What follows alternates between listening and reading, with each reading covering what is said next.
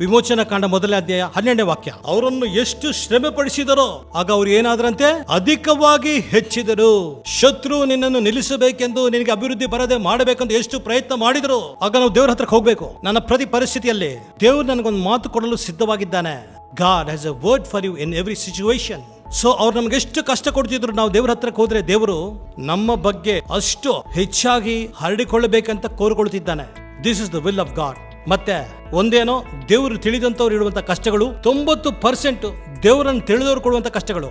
ಆದ್ರೂ ಕೂಡ what god approves, ದೇವರು ಯಾವ್ದನ್ನು ಒಪ್ಪಿಕೊಳ್ಳುತ್ತಾನೋ, ಆತನ ಚಿತ್ತದ ಪ್ರಕಾರವಾಗಿ ಯಾರನ್ನ ಆಯ್ಕೆ ಮಾಡಿಕೊಳ್ಳುತ್ತಾನೋ ಅವರನ್ನು ಅಭಿವೃದ್ಧಿ ಪಡಿಸುತ್ತಾನೆ.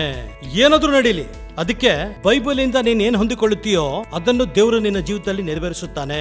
ಎಲ್ಲರೂ ಹೇಳಿ, ನಾನು ಬೈಬಲ್ ಅಲ್ಲಿ ಏನ್ ನೋಡುತ್ತೇನೋ ಅದನ್ನು ದೇವರು ನನ್ನ ಜೀವಿತದಲ್ಲಿ ನೆರವೇರಿಸುತ್ತಾನೆ. ಅವ್ರು ನಮ್ಗೆ ಎಷ್ಟು ಕಷ್ಟ ಕೊಟ್ರೆ ಅಷ್ಟು ನಾವು ಅಭಿವೃದ್ಧಿಯನ್ನು ಹೊಂದಿಕೊಂಡು ಹರಡುತ್ತೇವಂತೆ. When you do what God does, it's amazing. ಯಾರಿಗಾದ್ರೂ ಹೊಸ ಕಷ್ಟಗಳು ಬರುತ್ತಿದ್ಯಾ?